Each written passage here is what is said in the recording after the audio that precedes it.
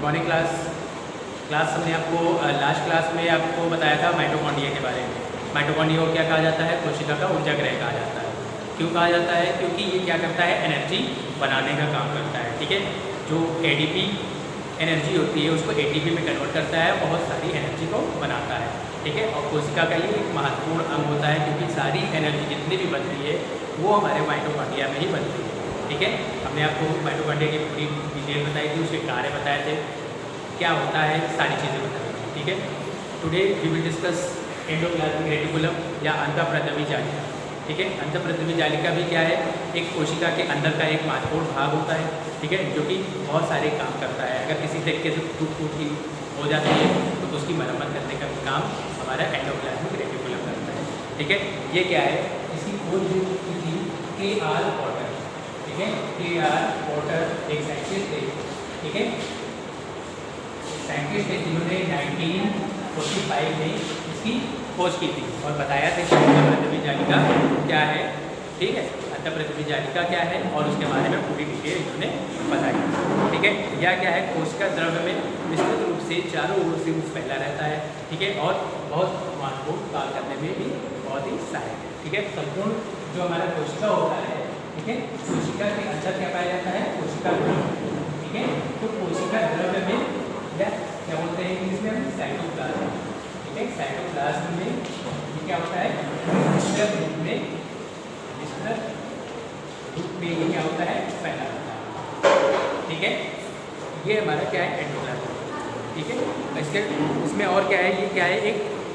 एक सारी लेयर्स कहें या जो हम कहें जालिका या जाल कहें, इस जाल के तरीके से ये संरचना पाई जाती है। ठीक है, इसमें जो पार्ट होते हैं, 3 मुख्य पार्ट पाए जाते हैं जो पार्टिसिपेट करते हैं, इसको पूरा डेवलप करते हैं। ठीक है, इसमें और क्या है? ये झिल्लियों के द्रव्य या जो कलाएँ होती है या मेम्ब्रेन्स होती है उससे या उसी के द्वारा चारों ओर से ये घिरा हुआ होता है। ठीक है, और इसमें क्या है? बहुत सारी छोटी छोटी जो इस तरीके की संरचना पाई जाती है, इस तरीके से। ठीक है, जिसे हम क्या कहते हैं? थैलियाँ। ठीक है, तो इस तरीके से वेसिकल्स या थैलियाँ पाई जाती हैं जो कि क्या है? एंडोप्लाज्मिक रेटिकुलम को बनाने में बहुत ही महत्वपूर्ण योगदान देता है। ठीक है, आकृति के आधार पर अगर कहें आकृति के आधार पर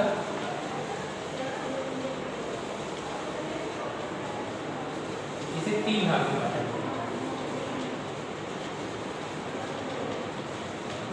ठीक है, कितने भागों में बांटा गया है? 3 मुख्य भागों में बांटा गया है। ठीक है, जिसे पहला जो हमारा पॉइंट है, ठीक है, सिस्टर्नी कहलाता है। ठीक है, क्या बोलते हैं उसको? सिस्टर्नी। ठीक है, तो हमारा पहला पॉइंट है उसको क्या बोलते हैं? सिस्टर्नी। सिस्टर्नी क्या है? एक लंबी चपटी शाखाओं के समान संरचना होती है। ठीक है, जिस पर क्या होते हैं? छोटे छोटे क्या होते हैं? राइबोसोम्स जो होते हैं वो चिपके हुए पाए जाते हैं। ठीक है, और ये क्या होते हैं? एक दूसरे के एकदम समानांतर पाए जाते हैं, जिसे हम क्या कहते हैं? सिस्टर्नी कहते हैं। ठीक है, अगर सिस्टर्नी की हम संरचना देखें तो कुछ इस तरीके की संरचना लंबी संरचना पाई जाती है।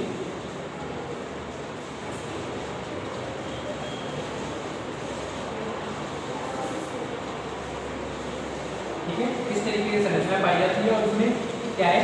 छोटे छोटे कण या राइबोसोम जिसे कहते हैं वो चिपके होते हैं और अंदर इसमें जो द्रव होता है, ठीक है, वो द्रव में पाया जाता है। तो इस तरीके से क्या है? सिस्टर्नी। ठीक है, दूसरा जो हमारा पॉइंट है उसको क्या बोलते हैं? थैलियाँ। सेकेंड पॉइंट जो है उसको क्या बोलते हैं? थैलियाँ। ठीक है, जो कि कैसी होती है? गोल या अंडाकार होती है, जिसे थैलियों को हम वेसिकल्स भी कहते हैं। ठीक है, क्या बोलते हैं? वेसिकल्स। ठीक है, ये क्या है? अंडाकार संरचनाएं होती है और इसमें क्या होता है? कुछ ऐसा लिक्विड भरा होता है या स्रावी पदार्थ भरा होता है जो कि अंतःप्रद्रवी जालिका से निकलता रहता है। ठीक है, जिसे हम क्या कहते हैं? थैलियाँ या वेसिकल्स कहते हैं। ठीक है, और थैलियाँ या वेसिकल्स की संरचना इस तरीके की पाई जाती है। ठीक है, ये क्या हमारी वेसिकल्स या जिसे बोलते हैं थैलियाँ। ठीक है, इसको क्या बोलते हैं? वेसिकल्स। ये हमारी क्या थी? सिस्टर। ठीक है, 2 पॉइंट हो गए। ठीक है, तीसरा जो हमारा पॉइंट है उसको हम कहते हैं नलिकाएं। ठीक है, जो हमारा थर्ड पॉइंट है वो क्या कहलाता है? नलिकाएं। नलिकाएं या इंग्लिश में कहते हैं ट्यूब्यूल्स। ठीक है, क्या बोलते हैं? ट्यूब्यूल्स। ये क्या है? केंद्रक के पास से निकलती है और जालिका एक जाल के तरीके से संरचना बनाने का काम करती है। ठीक है, जिसे क्या कहते हैं? ट्यूब्यूल्स। ट्यूब्यूल्स की स्ट्रक्चर अगर हम देखेंगे तो ट्यूब्यूल की स्ट्रक्चर किस तरीके से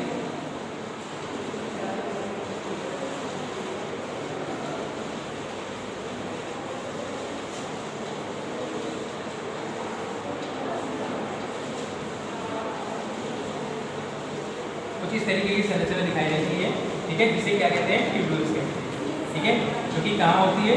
जो केंद्रक हमारा होता है या न्यूक्लियस होता है उसी के पास स्थित होती है। ठीक है, ये हमारी क्या कहलाती है? ट्यूब्यूल्स। तो ये तीनों पार्ट मिलकर एक अंतःप्रद्रवी जालिका या एंडोप्लाज्मिक रेटिकुलम का निर्माण करते हैं। ठीक है, और ये किसमें पाया जाता है? हमारे जो सेल है, सेल के अंदर कोशिका द्रव्य में पड़ा रहता है। ठीक है, और ये तीनों पार्ट मिलकर एक स्ट्रक्चर बनाते हैं जिसे क्या कहते हैं? एंडोप्लाज्मिक रेटिकुलम या अंतःप्रद्रवी जालिका कहते हैं। इसको शॉर्ट में हम क्या लिखते हैं? ER से डिनोट करते हैं। ठीक है, ER मतलब एंडोप्लाज्मिक या अंतःप्रद्रवी जालिका। ठीक है, अब हम आपको इसके पार्ट बताते हैं। ठीक है, इसको कितने भागों में बांटा गया है?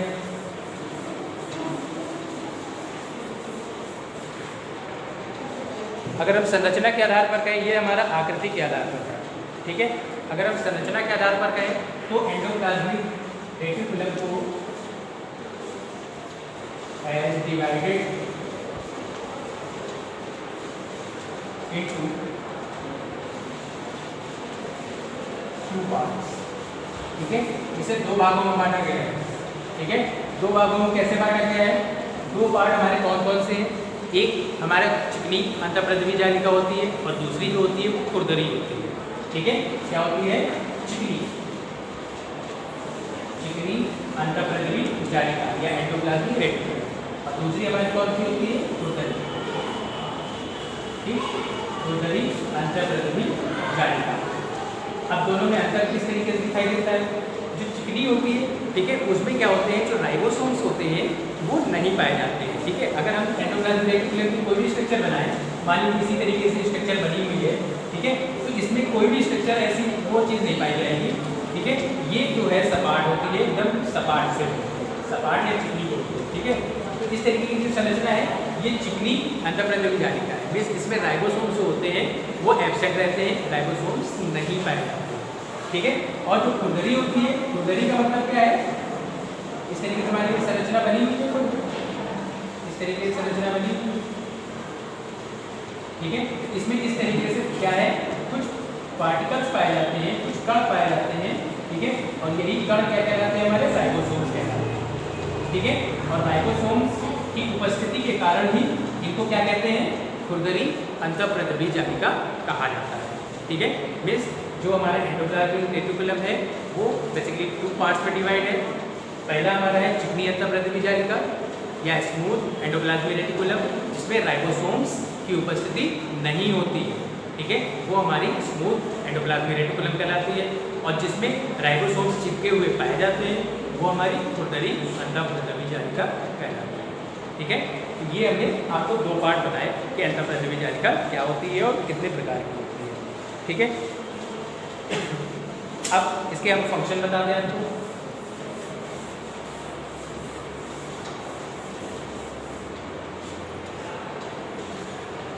एंडोप्लाज्मिक रेटिकुलम के कार्य, ठीक है, या फंक्शन ऑफ एंडोप्लाज्मिक रेटिकुलम। ठीक है, इसमें हमारा जो फर्स्ट पॉइंट है ये क्या करती है? एक ढांचे का निर्माण करती है। ठीक है, ये क्या करती है? एक ढांचा, जैसे मतलब ये मान लीजिए कि जैसे हमारा स्केलेटन होता है। ठीक है, स्केलेटन क्या करता है? ढांचे का निर्माण करता है, उसमें बहुत सारी और चीज़ें मिक्स होकर या मिलकर एक शरीर का निर्माण करती है। इसी तरीके से अंतःप्रद्रवी जालिका क्या करती है? कोशिका के अंदर ढांचा बनाती है। ठीक है, और अगर किसी तरीके से इसमें टूट फूट हो जाती है किसी भी कारणवश, ठीक है, तो ये टूट फूट की मरम्मत का काम भी अंतःप्रद्रवी जालिका करती है, जैसे कि हमारा गोल्गी काय करता है। ठीक है, गोल्गी काय के बारे में अभी हमने आपको नहीं बताया है। ठीक है, अंतःप्रद्रवी जालिका क्या करती है? यांत्रिक सहारा हम कह सकते हैं या ढांचे का निर्माण करने में सहायक होती है। ठीक है, और क्या करती है ये कोशिकाओं में केंद्रक एवं कोशिका द्रव्य विभिन्न पदार्थों के बीच अंतरकोशिकीय स्थान का भी निर्माण करती है। अंतरकोशिकीय स्थान क्या होता है? मान लीजिए कोई भी संरचना बनी हुई है, इस तरीके से मान लीजिए कोई भी संरचना बनी हुई है,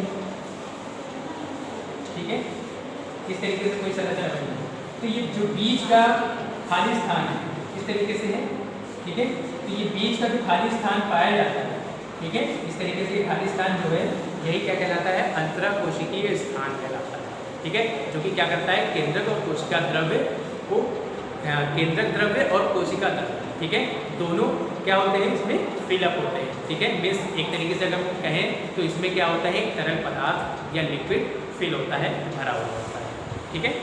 नेक्स्ट ये क्या करता है? लिपिड्स का संश्लेषण भी करने का काम करता है।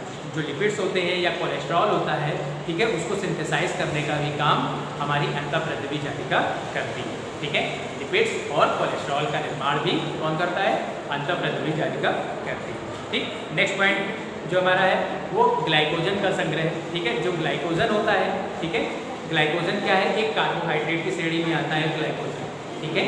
तो ये क्या करती है? अंतःप्रद्रवी जालिका जो स्मूथ एंडोप्लाज्मिक रेटिकुलम होती है वो ग्लाइकोजन का संग्रह करने का भी काम करती है, ठीक है। नेक्स्ट पॉइंट हमारा है केंद्रक कला की उत्पत्ति। अंतःप्रद्रवी जालिका की झिल्लियाँ जो होती है वो केंद्रक कला में मिलती जुलती है और प्रत्येक केंद्रक विभाजन के बाद ये क्या करती है? केंद्रक कला का निर्माण करने में भी सहायक होती है, ठीक है। मीन्स अगर हम ये कहें कि जब कोशिका का विभाजन होता है, क्योंकि कोशिका के विभाजन में ही केंद्रक का विभाजन होता है, ठीक है। अगर केंद्रक का विभाजन हो रहा है तो उसमें क्या होती है? धीरे धीरे जो केंद्रक कला होती है, मीन्स बाहरी जो आवरण होता है वो धीरे धीरे नष्ट होती है, ठीक है, नष्ट होती जाती है और बहुत सारी स्टेजेस के बाद फिर से एक नई कोशिका का निर्माण करती है, ठीक है, या एक केंद्रक का निर्माण करती है। तो उसी बीच जब केंद्रक कला नष्ट हो जाती है, क्योंकि केंद्रक कला दोबारा भी बनेगी, ठीक है, तो केंद्रक कला जो होती है उसको दोबारा निर्माण करने का काम कौन करता है? हमारा एंडोप्लाज्मिक रेटिकुलम करती है, ठीक है। ये बहुत ही महत्वपूर्ण काम है, ठीक है। तो आज हमने आपको बताया अंतःप्रद्रवी जालिका के बारे में, कितने प्रकार की होती है, आकृति के आधार पर और संरचना के आधार पर, दोनों प्रकार से हमने बताया। उसके जो फंक्शन थे, क्या क्या फंक्शन थे, ये सारी चीज़ें हमने आपको बताई, ठीक है। तो आज की क्लास में इतना ही। नेक्स्ट क्लास में हम नेक्स्ट पॉइंट डिस्कस करेंगे, ठीक है। ओके, आप लोग एग्ज़ाम की तैयारी करते रहिए, जो भी प्रॉब्लम हो हमसे पूछिए, okay. Have a good day.